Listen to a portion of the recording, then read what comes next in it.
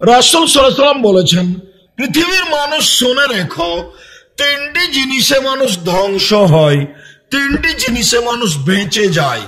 পৃথিবীর মানুষ শুনে রেখো, তিনটি জিনিসে মানুষ বেঁচে যায়, তিনটি জিনিসে মানুষ ধ্বংস হয়, যাতে মানুষ বেঁচে যায়। এক, আল কাউলুল হক ফির রিজা সাকাত, সত্য বলতে হবে পরিস্থিতি উল্টে গেলেও, পরিস্থিতি খুশি হলেও সত্য বলতে হবে। ইহকালও বেঁচে গেছেন, পরকালও বেঁচে গেছেন। দুই, তাকওয়া আল্লাহ ফিসসির ওয়াল আলানিয়া, প্রকাশ্যে আল্লাহকে ভয় করতে হবে, গোপনে আল্লাহকে ভয় করতে হবে। আজ থেকে নিয়ে আর কোনোদিন তোমার মোবাইলে ল্যাংটা মেয়ে নাচবে না।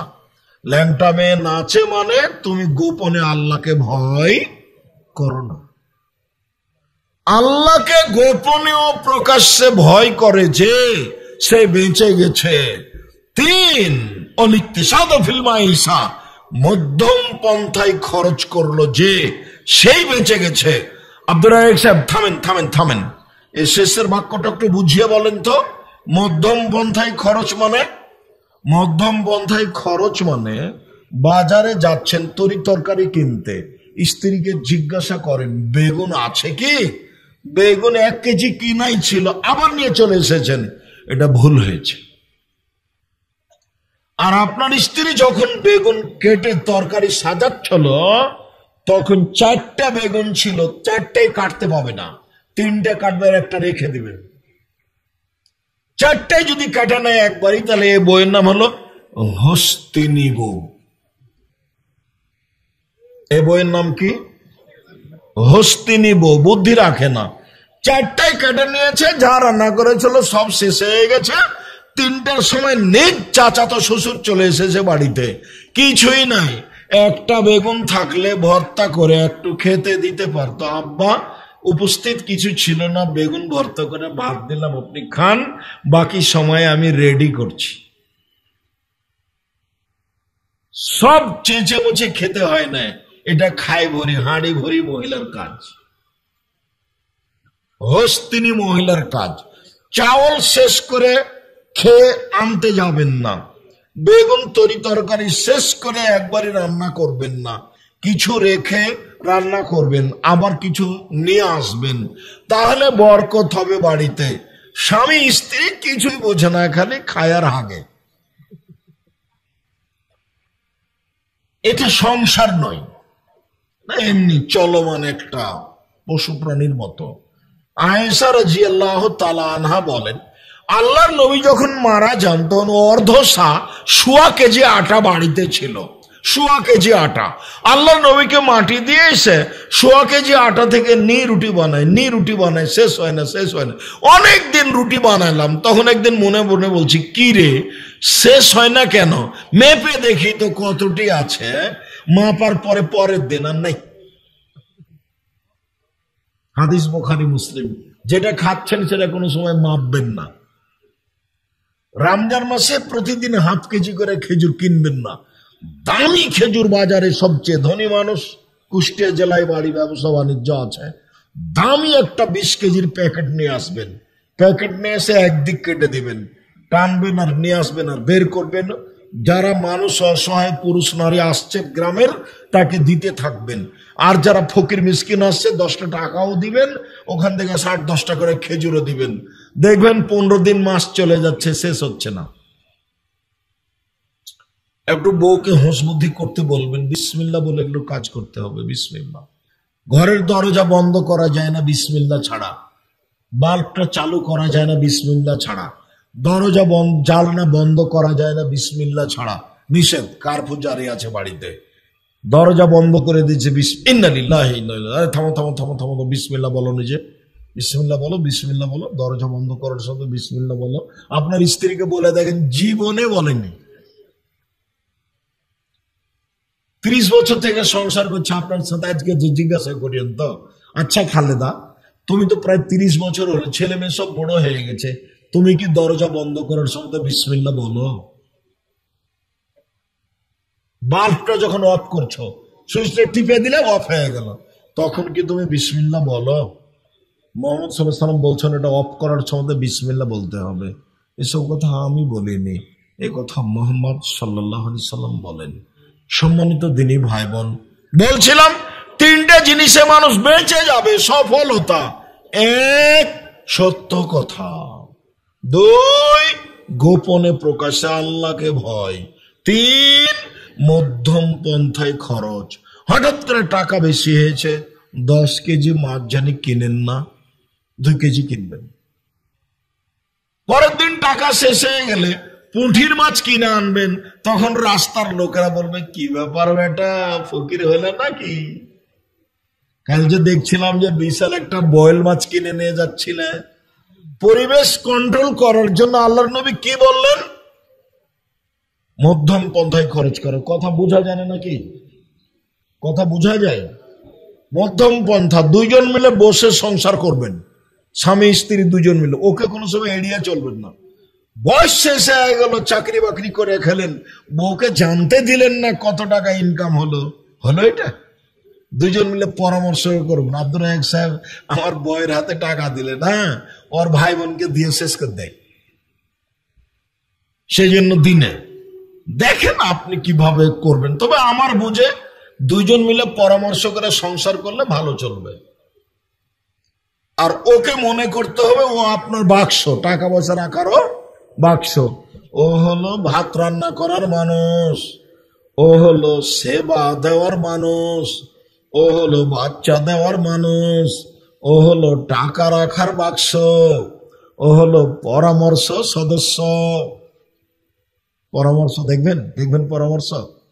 আল্লাহ নবী বাড়িতে ঢুকে বলছেন, খাসি তো আলা নাফসি খাদিজা, আমার যে কি হয় আমি মনে হয় মারাই যায় নাকি।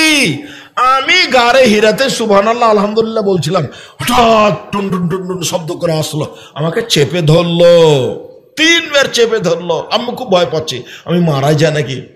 তখন বলছেন স্ত্রী, আরে বলেন কি, আপনি মারা যাবেন কেন? না, আপনি অসহায় মানুষের সহযোগিতা করেন, মারা যাবেন মানে? এ দেখেন বউ কেমন দেখেছেন, এর নাম স্ত্রী। চিন্তা করবেন না, কোনো সমস্যা নেই। আরে চিন্তা করেন না, কোনো সমস্যা নেই। খাওয়া দাওয়া করেন তো, নাস্তা করেন, চলেন একটু ঘুরে আসি। কোথায়? আর একেবারে নওফলের কাছে। চাচা জি, একটু দেখেন তো আপনার ভাতিজা এভাবে বলছে কেন কথা। দেখেন স্ত্রী কাকে বলে। না বুঝা গেল না মনে হয়। আপনাকে স্ত্রী দেখাচ্ছে, স্ত্রী কাকে বলে। আপনি তো কোনোদিন তার সাথে ভালো করে কথাই বললেন না, খালি টাকা যৌতুক। দেখেন চাচা, দেখেন তো কি ঘটনা, কি ব্যাপার মোহাম্মদ, বলো তো ভাতিজা কি? আমি ওই ঘরে ওই এখানে গারে হিরাতে তাসবিহ টিপছিলাম, হঠাৎ কে এসে আমাকে চেপে ধরে বললো এই ও, আরে ও তো জিবরাইল, ও তো জিবরাইল, তোমাকে তো তোমার এলাকার লোক বের করে দিবে। এক কথায় আর এক কথা, এক কথায় আর এক কথা, তোমাকে তো এলাকার লোক বের করে দিবে।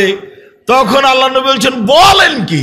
আমার বাপ চাচা খালা খালু রানা ফুফি কত ভালোবাসে আমাকে, আমার চেয়ে আদরের কোনো ছেলে এ দেশে পৃথিবীতে নেই, আমাকে বের করে দিবে মানে? আরে শোনো, এমন কোন লোকের কাছে জিবরাইল আসেনি যাকে বের করা হয়নি। তার মানে জিবরাইল কার কাছে আসে বলেন তো? নবীগণের কাছে আসেন। নবীগণকে সমাজ থেকে বের করা হয়েছে, তোমার কাছেও জিবরাইল এসেছে, তোমাকেও এলাকার লোক একদিন বের করে দিবে। 1 মিনিট এটা থাক, আর 1 মিনিট। হুদায়বিয়ার যুদ্ধে সাহাবীগণ বলছেন ফিরে যাব না, অমুসলিমকে মেরে যাব, যুদ্ধ করে যাব, ফিরে যাব কেন? কেউ ফিরে যাবে না। তখন আল্লাহ নবী বলছেন, দেখো চলো ফিরে যাই, চলো ফিরে যাই, সবাই এখানে কুরবানি করে দাও। মিনা মাঠে যেতে পারলাম না, গরু জবাই করে দাও। কেউ শোনে না, চুপচাপ। না, কুরবানি করবো না মিনা মাঠে না গেলে, ফিরে যাব না কাবা ঘর না গেলে।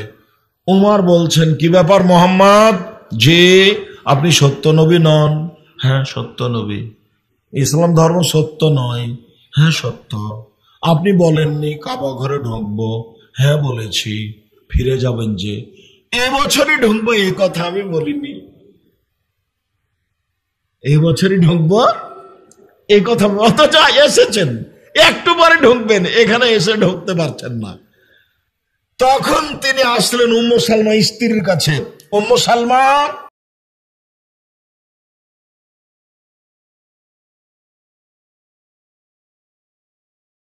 গিয়ে করে দেন তো। বুঝতে পারলেন কি? এবার আল্লাহ রাসূল নিজেরটা কি করলেন, করে দিলেন। তখন সাহাবীগণ দেখলেন, ও তাহলে তো আর এভাবে বেঁকে বসে হলো না, চলো যাই করি। সব হাদিস বুখারী মুসলিম, বইয়ের দাম আছে। কার কথা বলছি, কার সাথে পরামর্শ করতে হবে? স্ত্রীর সাথে। রাসূল সাল্লাল্লাহু আলাইহি সাল্লাম বলেন, পৃথিবীর মানুষ 6টা জিম্মেদারি নাও, আমি তোমাকে জান্নাতে নিয়ে যাওয়ার জন্য জিম্মেদারি নিলাম। পৃথিবীর মানুষ 6টা জিম্মেদারি নাও, আমি তোমাকে জান্নাতে নিয়ে যাওয়ার জিম্মেদারি নিলাম। 1, উসদুকে হাদ্দাস্তম, কথা বললে সত্য কথা বলো। 2, ওয়াদে যাও অফ হয়ে যাও আদম, মানুষের সাথে ওয়াদা করলে পূর্ণ করো। 3, অদে যাও তুমেন্তুম, মানুষের টাকা তোমার কাছে থাকলে, ও চেয়ারম্যান মেম্বার, মসজিদের সভাপতি, এখন মসজিদের ইট কিনা হবে, টাকা যা আপনার কাছে ছিল দেন, খরচ হয়ে গেছে রে বেটা, দেখি কি যে করি। না, টাকা দেন, আগে মসজিদের টাকা দেন। চাওয়ার সাথে সাথে দিয়ে দিতে হবে, তার নাম আমানত। 4, জেনায় লিপ্ত হয় না। 5, হাত ব্যবহার করো না। হাত ব্যবহার করা মানে মানুষকে ক্ষমতা দেখায় না, রিক্সাওয়ালাকে থাপ্পড় মারো না, দলীয় ক্ষমতায় মানুষকে অপমান করো না, ক্ষমতা দেখায় না, জান্নাত হবে। ক্ষমতা যখন দেখাতে যাবা তখন একটা কথা মনে করিও, ফেরাউন ডুবে গেছে। ফেরাউন কি হয়েছে? ডুবে গেছে। অতএব ক্ষমতা দেখাতে হবে না। 6, চক্ষু নিচু করো, জান্নাতে আমি নিয়ে যাব। 6টা। 1, সত্য কথা। 2, ওয়াদা পূরণ।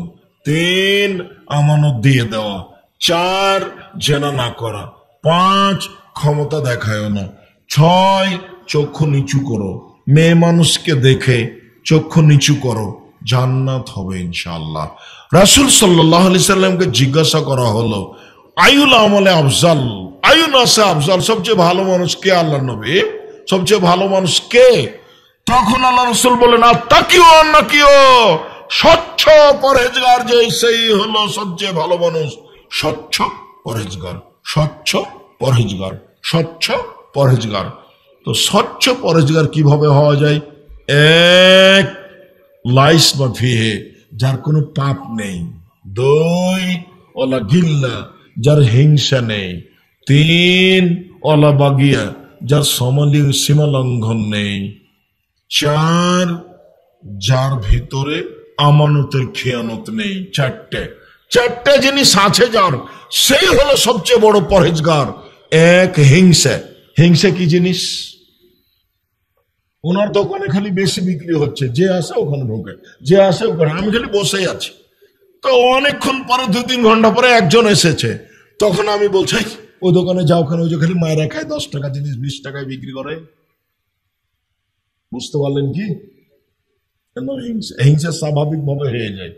এই যে এই ছেলেগুলো যারা এইসব মিডিয়া ব্যবহার করছে, যার বেশি মিডিয়া চলে ওর উপরে হিংসা।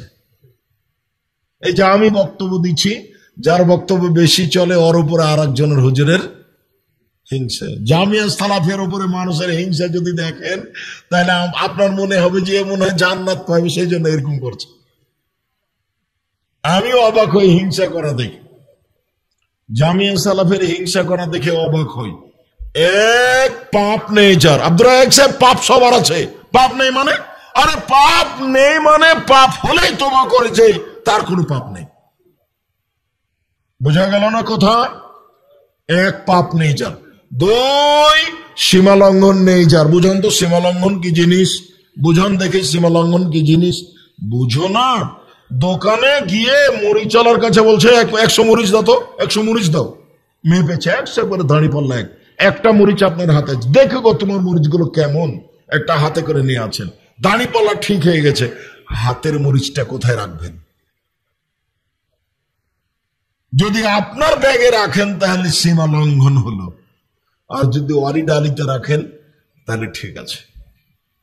গরিব মানুষ ট্রেনে আছে, আমি একবার ট্রেনে আসছিলাম, তো একটা লোক বাদাম বিক্রি করছে, আমি একটু বাদাম দাও তো দিয়েছে, থাম থাম থাম থাম, আমি একটু ওজন করে দেখি, আমার হাতে দাও তো রানী পাল্লা না, দিয়েছে, তখন কমে গেছে।